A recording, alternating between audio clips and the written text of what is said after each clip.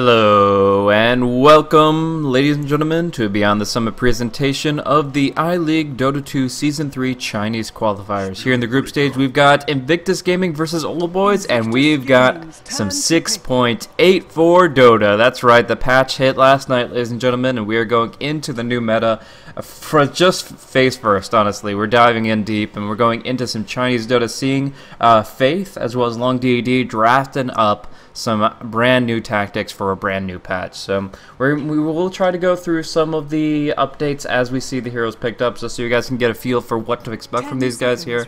But first and foremost, I'd like to introduce not only myself, I'm Blaze, but gonna have a co-cast this morning, joined by Skim Gaming. How's it going, man? Hey man, happy to be here. 6.84. Looking forward to what these two teams come up with.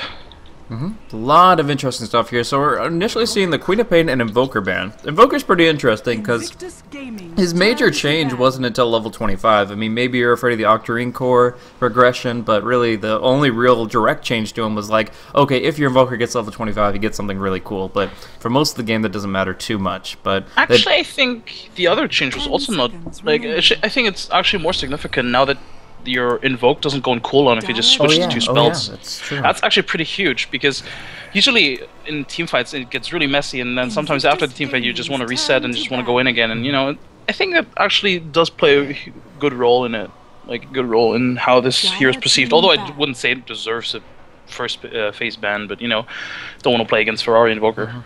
Yeah, definitely. And the ink gain was increased there, and I think, yeah, the quality of life change on the swapping really is very nice. But other bans here, Necrophos, I'm all on board with. Just actually played a game of carry Necrophos, and that Octarine core just feels so strong on that hero. But there are ways to deal with it, but we're not going to have to talk about that now, as he's going to be banned out. I'm sure we're going to see him sometime today, though. We've got 4 games ahead of us. So for now, we're going to see Viper banned out along with Ancient Apparition. Ancient AA seems actually pretty strong this patch, just with all the extra healing things. But here it is.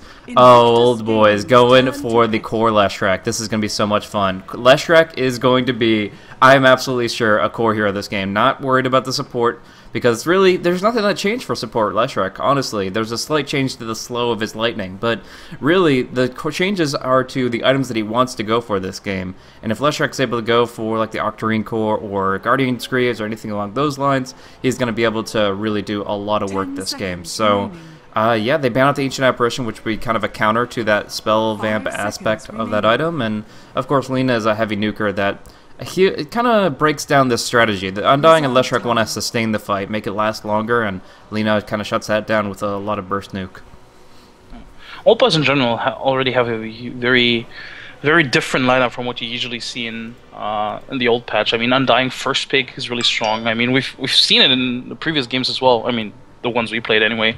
That Undying with the new Mango is pretty strong, because not only is the passive regen, I mean, passive regen is not that great, but you know, just the instant 150 mana burst is pretty good on Undying. So maybe Old Boy's going for a bit of aggressive laning as well. I mean, they do have the Spirit Breaker. Yeah, so I mean, there is definitely a potential aggro duo at the very least. Could be aggro try as well. They're going to be going up against the Bristleback here. Just to highlight on the changes so far from what we've seen, Undying is pretty much the same other than the Mango. I mean, it does change a couple aspects of the zombies, but those are really like minor things. But for the most part, he's a similar hero, but he can still be much more active in the early game because of that Mango. And his Soul Rip is 1 damage instance, which really just changes up how he plays against heroes like TA and stuff like that. Maybe, oh, we are going to see Templar Assassin here, interestingly enough. But Bristleback's changes were kind of minor as well. Movement speed reduced. His Viscous Nasal Goo kind of scales better. They made it so that it doesn't just round out kind of this integer amount of armor for reductions here. So Bristleback can actually reduce their armor as he scales his goo up, and of course the Mango is really good on him as well. So really good on just stacking up those cool sprays and doing a ton of damage there, and we'll see how well that works out for him. Templar Assassin, though, do you have any idea why they decided to pick this one up, other than just her being a really strong physical damage nuker? I think she just does really well in lane against an SF. Like, I think TA in lane against SF should win. And it's just in general really strong. I mean, the melt cooldown sure was changed by a second, but that doesn't really matter. And I feel like she was picked up a bit more frequently towards the end of 6.83 as well. So maybe it's like a small notion of that as well. Like people gotten used to it, gotten used to her again, and now, you know, against the SF, it makes sense to pick her up. Yeah, it's not going to be all new stuff, guys. It is going to be some stuff that just is kind of tried and true from the old metagame that didn't get hit too hard. As long as it's not been heavily nerfed, it's still going to see some play. And heck, even Troll and Sniper, who got a much more than a slap on the wrist, probably will still be picked every once in a while.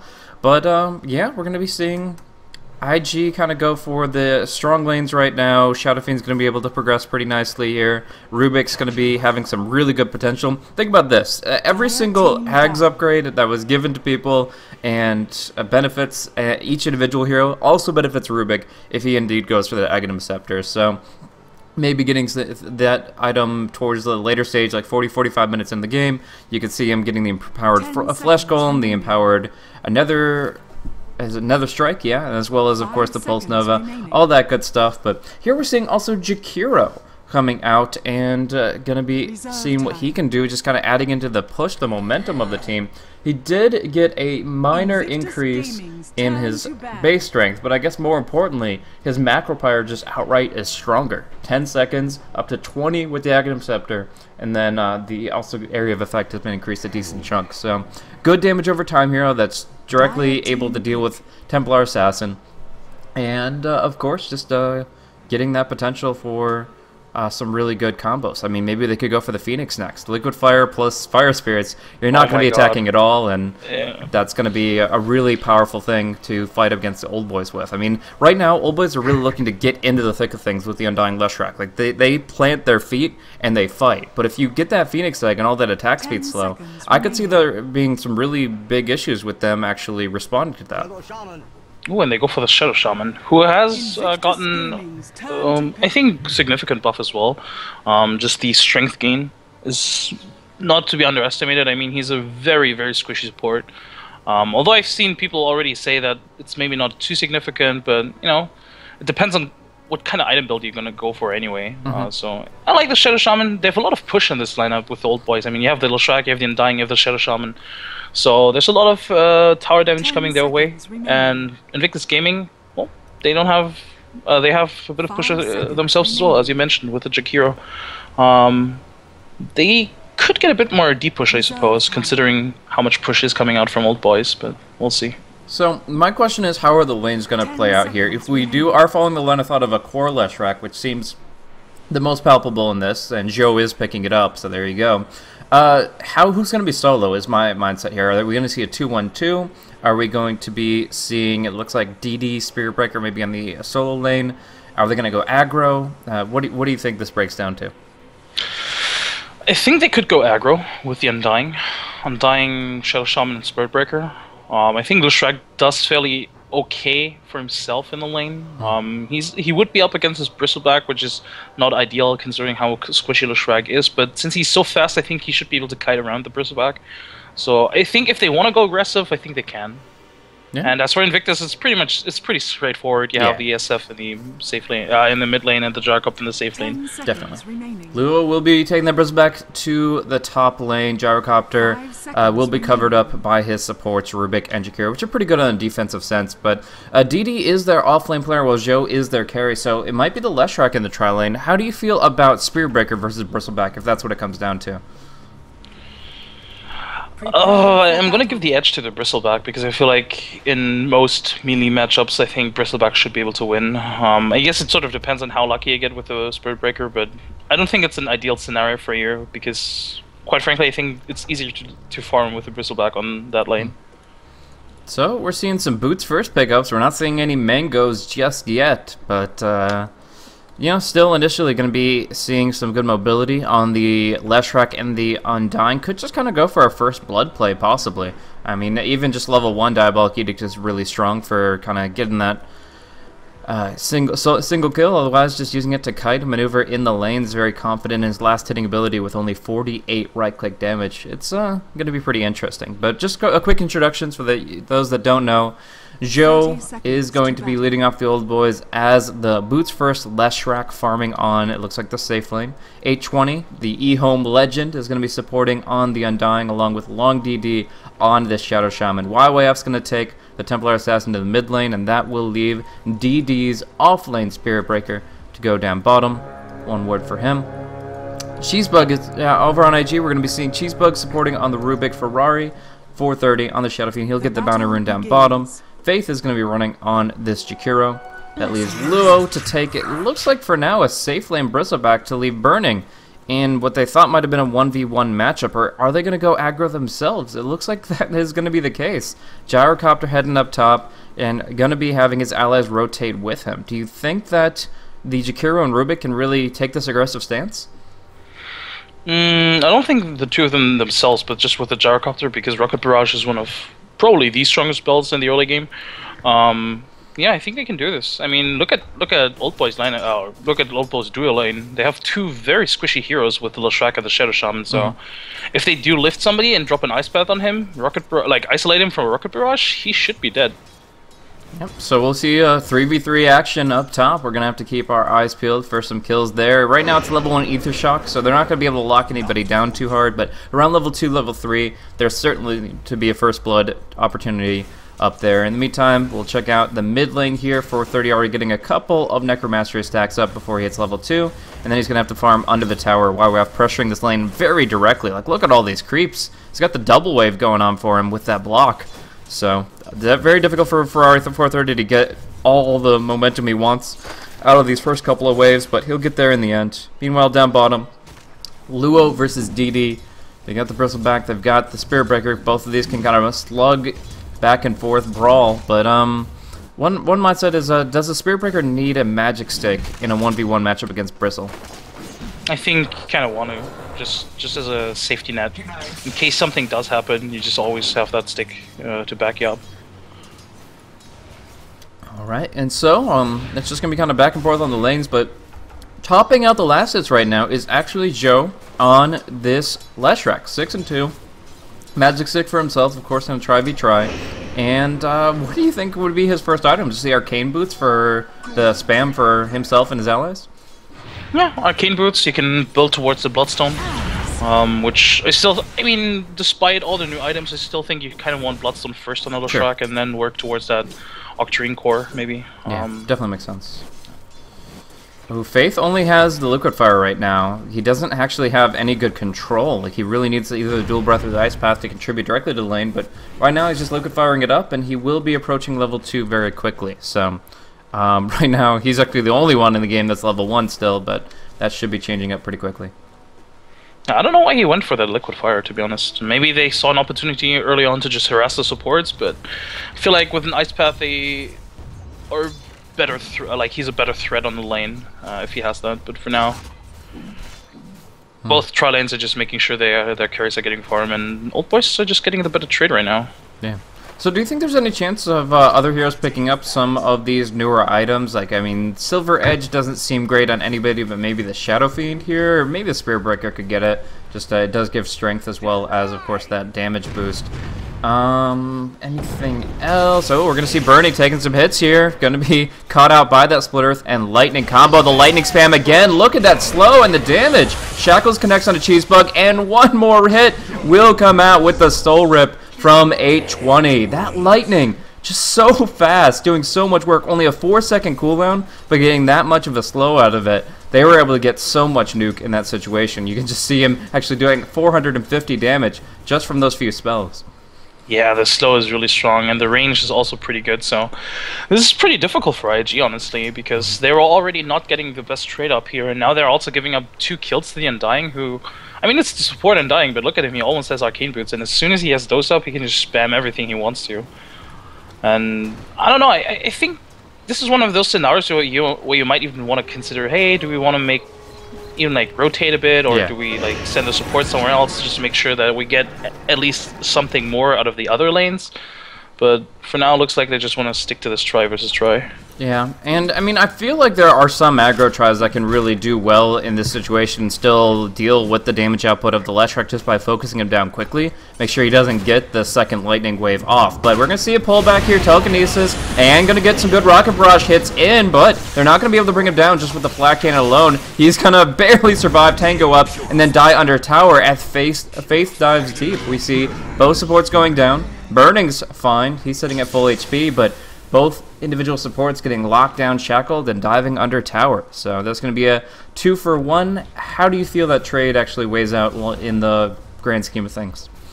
I mean, it was definitely good for IG that they got Leshrac, but at the same time, I think Old Boys is okay with it because it is another kill that goes the way of Undying. And I mean, if he wants to, he can build towards that early mech and go into that Grease build. Bottom's going to be huge here in just a second here. The Leshrac is staying out of sight, and DD is about to get level 6. With this Nether Strike, I think they're going to go on to Luo here, set up that Split Earth perfectly. First the Lightning, then the Split Earth. They have the Nether Strike if they need it, and there you go. Pow. Luo goes down, and Joe mid lane though finds another kill. But yeah, nice rotation here onto YYF. He does have the meld, but under the sentry, it's pretty much useless. Needs to get at least here to start melding, and he's just going to try to bottle and run. He's actually going to be able to make it out here. Joe brings in the Urn of Shadows charge, which he just picked up, and suddenly that's going to be a 5-to-1 kill score as the TA makes her escape. Yeah, unfortunately for IG, that rotation didn't work out, because if you rotate 2 supports, you kind of want this to work out, especially this kill on the TA would have been really huge. I mean, Ferrari was already doing really great in the lane. He was completely crushing YOF in the lane. With that kill would have been even better, but, you know, gotta do what you gotta do, and this is at least something. You force TA out of lane for at least a bit, and make sure to assert a bit of dominance. Yeah. We got our first mango of the game picked up by Long DD. He's got 2.2 HP regen, and he's got the mango for himself or for an ally, for that matter. Even if the arcane boots aren't sufficient for the Undying, the extra mango could allow him to just keep spamming that decay and look for more blood. But yeah, no matter what, it's going to be pretty valuable for somebody pretty soon. It's an item that you can hold on to for, I would say, a good 15-20 minutes, but eventually you're going to just use it, get that inventory slot freed up. But for now, they have that in that situation here in this try-v-try, and Joe, he makes a pretty long way back down to bottom lane, then back up top. So he gets the Urn of Shadows, he gets obviously 4 assists now, as well as 24 last hits, but that was a lot of time between lanes. What do you think about that rotation? I think in the grand scheme of things it was worth it, considering, I mean, he did assist for a kill and he did make sure that this TA doesn't die in the mid lane, so sure, it was worth it. And at the same time, they also gave space to this Undying, who has arcane boots now and another 500 gold to boot, so overall they made sure that the time that Joe Sure was sort of wasting, they utilized it properly.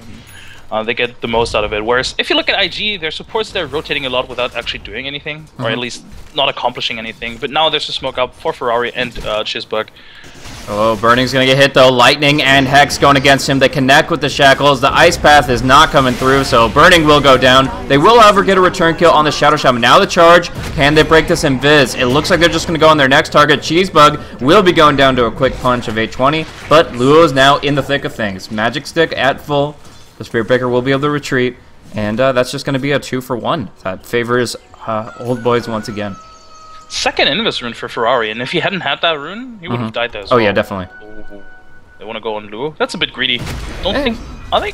I mean, they got Magic Stick charges, they got strength. If they just get another disable on him, it's fine. But they go for the trap, the lightning, now the Split Earth will not connect, and they should not dive into that jungle. Too many Squirrel's Praise going at him. Zoe has a lot of gold to feed away, and it's going to go to Bristleback here. Now the charge, the bash, onto Faith, locks him down, and they're going to try to retreat, but without the haste aura. The empowering haste is a really critical aspect of getting out scot-free. Luckily, there is nobody else to deal out the return damage, with obviously the Gyrocopter having rotated bottom, and the SF just holding his ground mid. So, in that position... Long D is, I think... Oh my god. Oh no!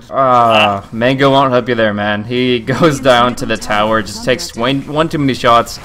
Full aggro on him. That was just quite a misplay, but ignoring that, they do get a tier 1 tower. Yeah. that was, I don't know. I just watched him hit the tower the whole time with his wards, and like he tanked the whole tower. He tanked the tower by himself. I don't know, but yeah, I guess it's sort of worth it considering it's just a support. He didn't have any money to lose anyway, so you know, it's okay. Last hit goes to WWF, who desperately needs it, considering how he got crushed in the lane, and suddenly he's on the top of the net worth again.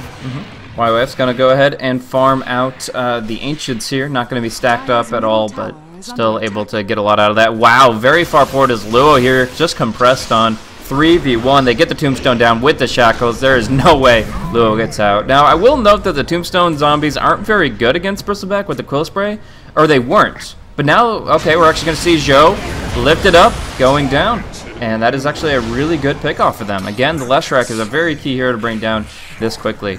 But do you know about the Tombstone zombies if they go down to physical spell steal? Because I know they changed it so that it, with the...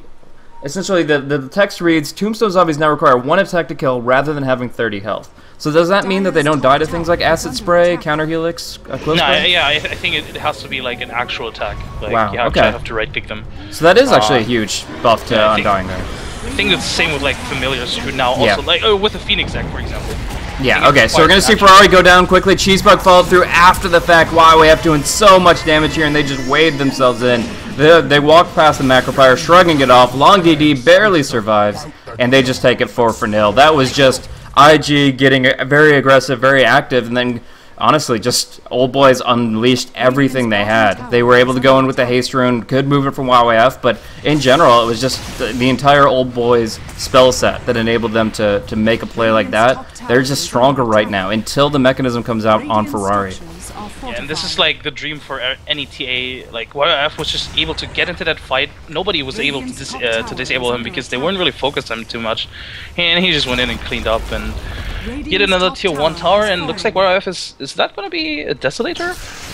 So I'm not sure if this is a BKB game for TA. Honestly, no. I've seen a lot of Desolator Rush coming out from TA recently, and it makes a lot of sense considering it does amp up the meld damage as well. But we're going to be seeing just the wards go down. The little birds here going to be doing some damage to the tower, but in the end will fall. So not the best usage of the Mass Serpent wards, but overall a great kill streak for Old Boys. They are now 13-5. They dominate the fight up top without using the Mass Serpent wards. And now they're just kind of moving around the map. We're seeing the Leshrac looking for his next item. H1 is going to get the mechanism, but it's the point booster for Zhou. It looks like he's gonna go straight for the Bloodstone, which is pretty, like, it's an amazing item for this hero. It's basically made for this hero. Long DD could technically afford Arcane Boots as well if he wanted to, but they already have 2. I'm not even sure if you need a third set.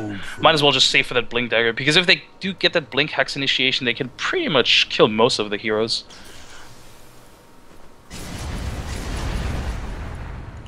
Ferrari, he's still working on a mech.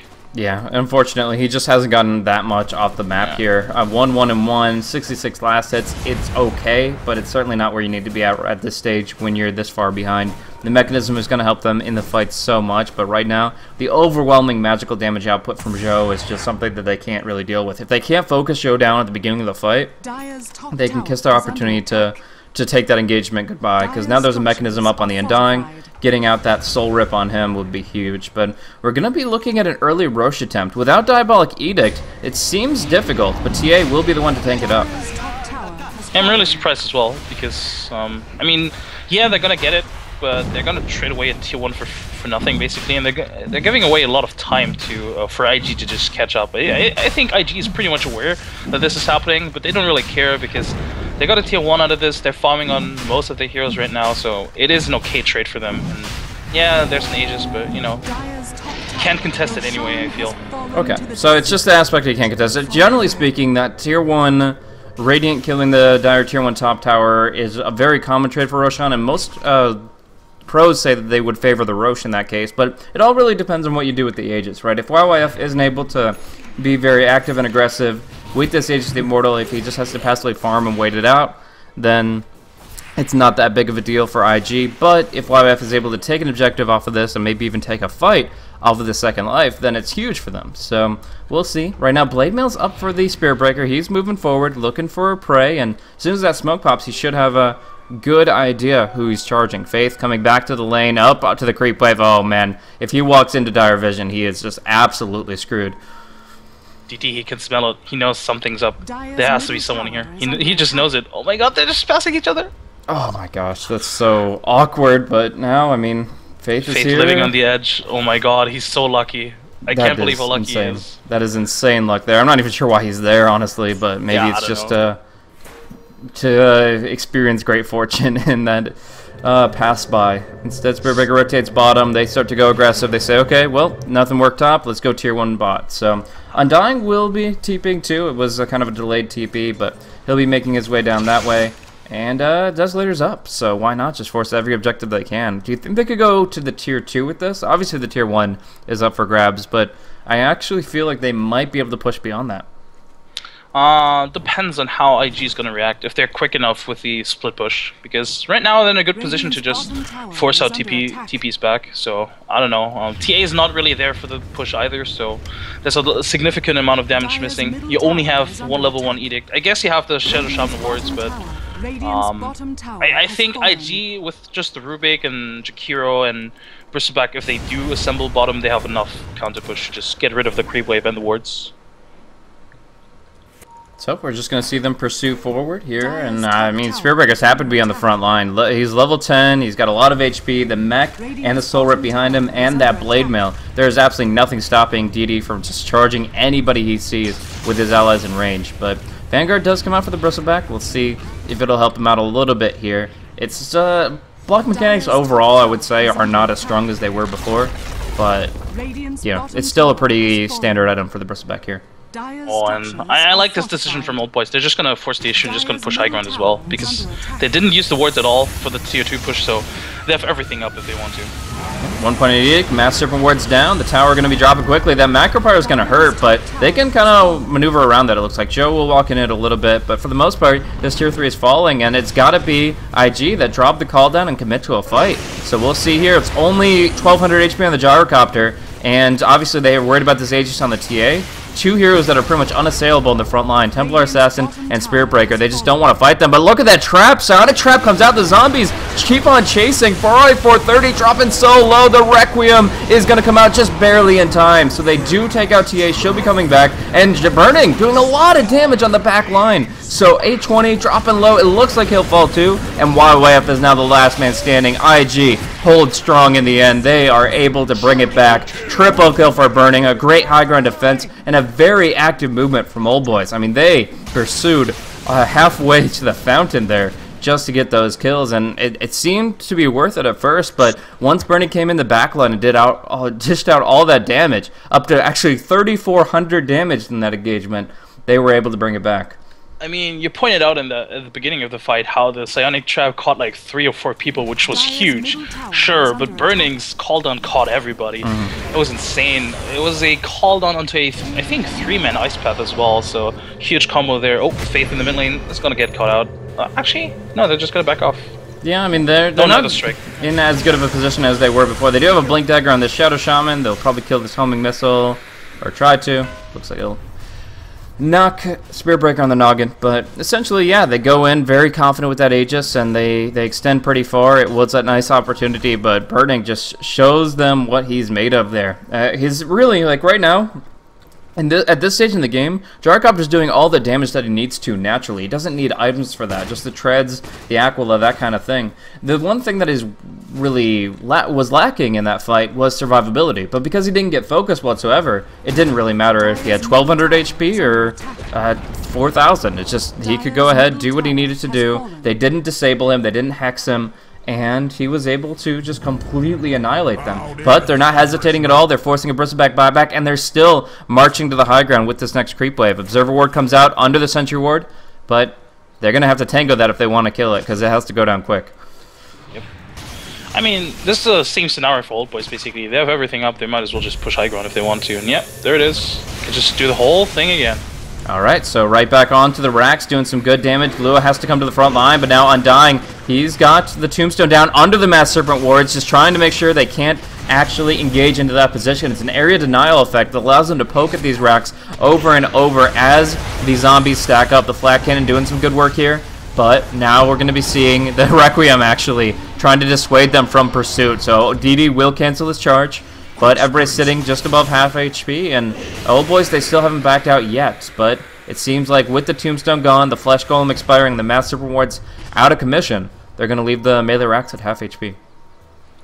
I don't know. Are they even like doing damage to the melee racks? I mean, it's regenerating pretty quickly. Yeah, poking and prodding at it just barely, but they're not committed to a fight in full. And until the Tombstone comes back out, I don't think they can be. The Master Rewards guarding the Tombstone is a really cool strategy, but they need to be just, I would say, 100 units further into the base to really feel comfortable breaking onto those racks. So maybe just a little bit further, a little bit more active, putting the ultimate down here instead of just barely into the base. There's a bit of a difference there between the two options. I think if you're old boys, you kind of want to wait for the pipe, because there's a lot of magic damage coming out from just the SF just to nuke down the creep wave. Yeah. I don't know. They're just getting in there, chipping damage, chipping towards those barracks, but they're not really doing anything. I think they're just wasting a lot of time, and yeah, you can see them just backing off, because they have to realize at this point that this isn't really doing anything, especially now that the Jarcraft also has a BKB, so you can just stand there and take it all. So just, you know, just back off, wait for a few more crucial items, and then you can try it again. Yeah. So this is kind of a tempo draft right now. The Leshrac core, although he can scale pretty well late game, he still isn't the same thing as a hardcore right-click carry. And he does need to kind of get the ball rolling a little bit. He got some good momentum, 4 kills, 10 assists, but he does kind of have this impetus to say, hey, let's just take some objectives. Another thing I want to talk to you about is this Leshrac, Joe, has not put a single point in Pulse Nova.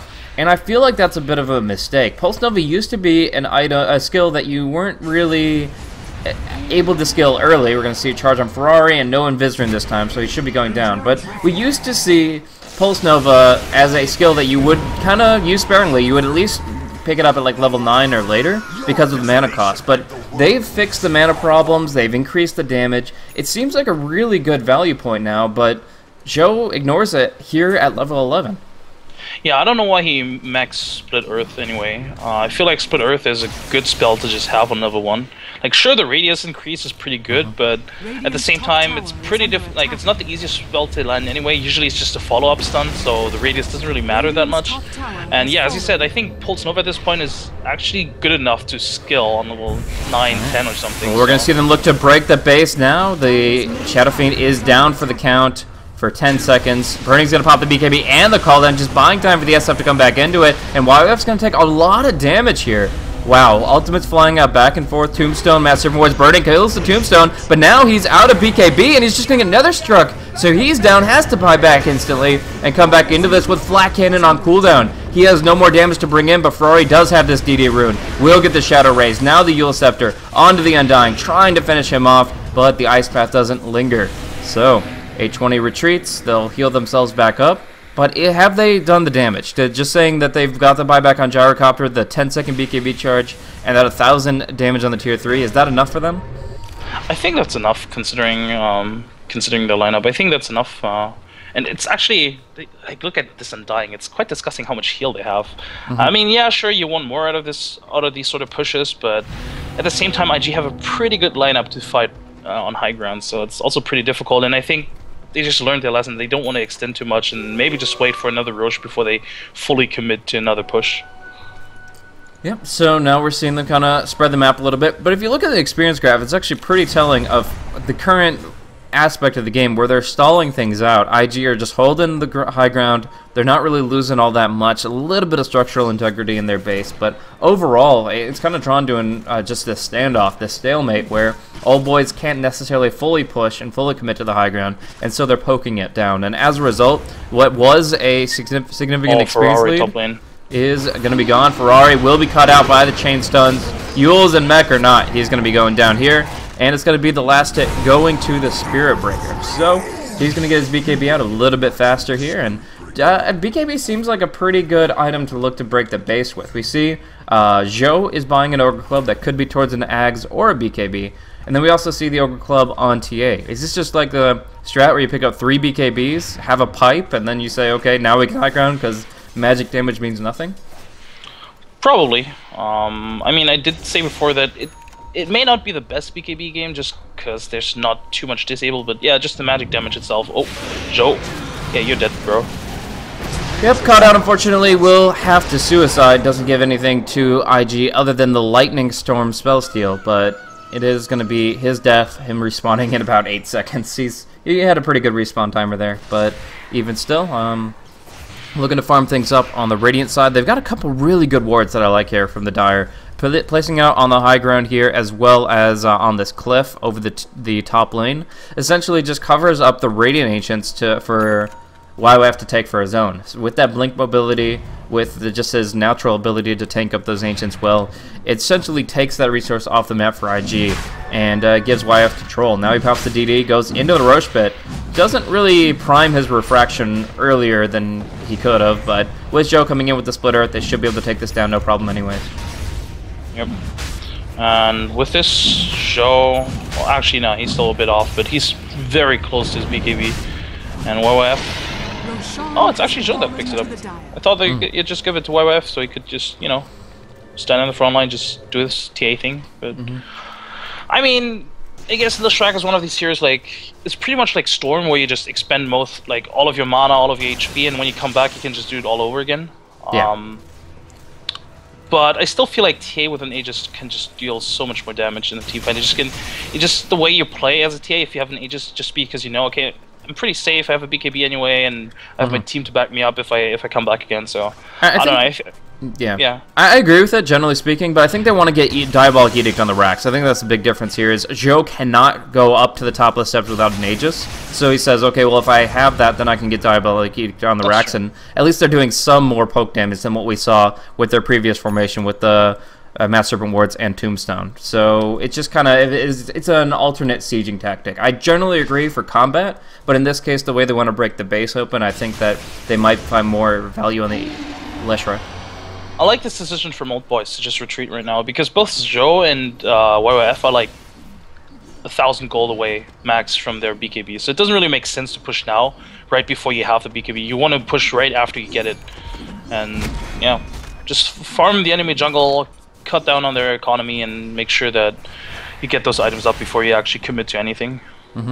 They've got a Gem of True Sight, but they haven't really done that much dewarding. We see a couple Observer Wards here for the Radiant side. Some of them have lasted the full 7 minutes. I feel like Long TD might be able to be a little bit more active with that gem, but he is transferring it back over to 820 here so that he can be the tanky guy who carries it up. And as they try to establish some more map control, we do have a ward also on the top rune cliff. It's just somehow IG are finding the opportunities to get those wards out without actually them being taken care of by the gem. Yeah, that ward on the top rune was pretty good. Because in a position like this, one of those carries usually likes to just go into the enemy jungle over your own offlane. You just transitions into the enemy jungle, farm there, because usually the enemy jungle in games like these is just the safest place to farm. So a ward like that is pretty important, but right now they can't really utilize it at all because they're just stuck in their base. Yep, very turtle-minded. We're going to see the Tier 2 fall pretty much without contest. I don't think that they should really take the fight to the Tier 2 unless it's only a hero or so, but we do see all of Old Boys grouped up as 5, ready to rumble here, and the BKBs are both coming out on the same core here. So this is going to be the big one here. Shadow Fiend does pick up a BKB of his own, but picking it up on YYF as well as Joe is going to be a really big deal. But yeah, sure, they get both BKBs right now, but I'm not sure if they should, like, yeah, you definitely want the Tier 2 in mid, but at the same time, if you want to push high ground, I think they should still transition to one of those side lanes. Yeah. And luckily, top is being pushed in, so after this Tier 2, I hope that Old Boys transition into the top lane, because pushing in mid when you want to take racks is never really the ideal situation, because it's the easiest lane to defend as the defending team. And yeah, looks like they're gonna go bottom. Yeah, no creep wave, but the backdoor protection still is broken from the one wave they put out in the mid lane. They have to go into the base right now though, or the backdoor protection will fail. So it looks like instead of going for the backdoor play, they just go for the creep wave instead. They have a long way to push out there, but they still have about a minute and a half left on the Aegis. So if they go quick, push out this wave, they still have one opportunity for Joe to fall back on this Aegis. But if IG are playing it smart and watching that clock, they should be able to just play patiently enough to wait out one of Leshrac's lives. Yep. I think Old Boys is just playing super careful right now, because that one push where they gave away a triple kill to Burning just hurt them a lot. So they're probably just playing it safe, just like, hey guys, this is the lane where we got a tower. let's take it slow. Let's take this one. But I feel like they're taking it too slow, honestly, because Yeah. Brick is the only one pushing out the lane right now. Yeah, it doesn't seem like they're going to be able to take advantage of this row cycle, and yeah, they're not actually able to get the dire creeps forward. That's the important thing. It's not necessarily killing off the creeps in the most efficient manner, which is what they just did by splitting, but it's getting those dire creeps forward as quickly as possible. And in this case, they kind of get a pseudo double wave by blocking it out like that. But again, it's time is of the essence here. That Aegis isn't going to last all day. In fact, it's only got 30 seconds left, if I'm reading the clock right. Yeah, 30 seconds that IG can easily wait out here. I mean, Leshrai can just walk right up to the high ground perfectly fine, but he's going to have to die quick if there's any value in it. Going to drop down the Master Rewards, Ice Path coming out. Now the macro player are doing some good work, but they can't really focus the heroes here. They just take the racks. Joe, he wants to die fast, or he's going to be unable to take advantage of that Aegis, but it looks like they'll just fall back with all their ultimates committed, lose the Aegis the Immortal, get the full heal, and that is 1 Rax down, which gives a lot of gold to Old Boys. That's Rax buff for any single Rax going down, essentially just giving the team like 1,000 gold easy. That's a really big deal.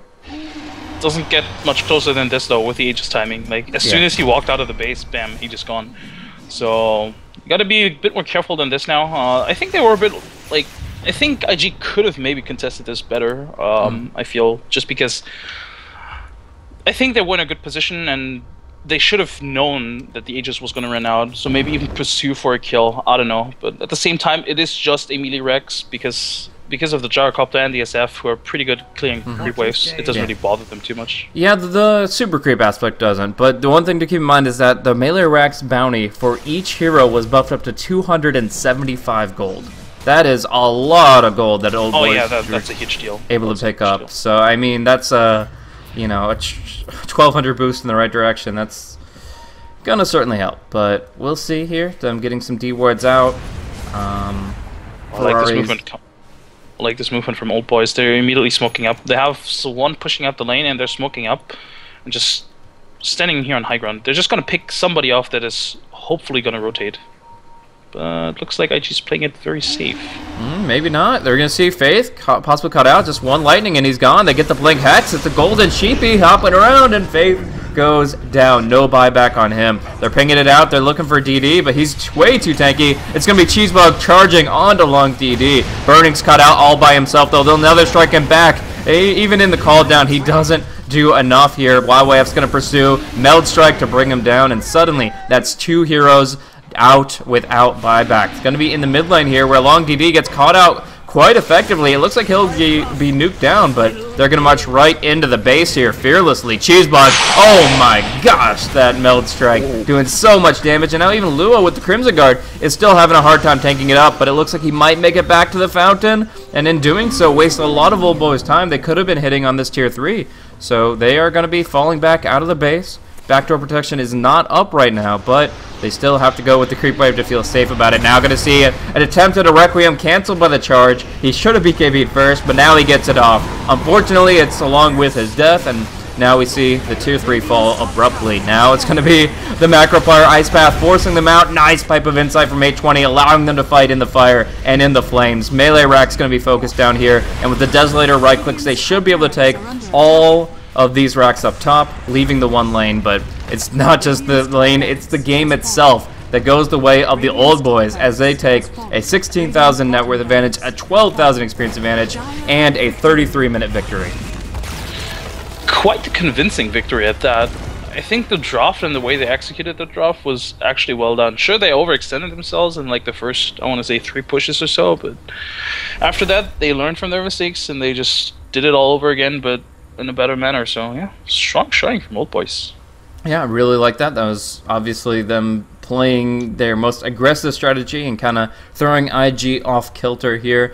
Do you think that there were better support options that could have dealt with the earlier stage of the game a little bit better? I mean, we had the first 10 minutes just clearly in favor of Old Boys in terms of kills. The only comeback that really came out for IG was in a misstep from Old Boys diving in too deep past the gyrocopter inside the Radiant base. I feel like the lanes were a really big issue, and I feel like the supports weren't really as impactful as they could have been.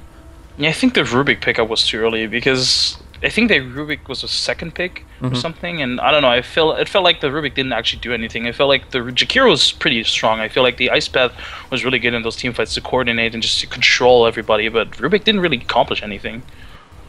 All right, well, we'll see them get a second chance here. These group stage matches are 2-game series, so 1 point already going the way of Old Boys over IG. They actually feel really good about that one, but IG are now 4-3, I believe, in the group stage here after their 7th game played, and we're going to be looking if they can avoid the equalizer and pull it to a 5th win in total. But yeah, we're going to be going into Game 2 in just a few minutes, guys. Thanks for tuning in here once again to iLeague Chinese qualifiers.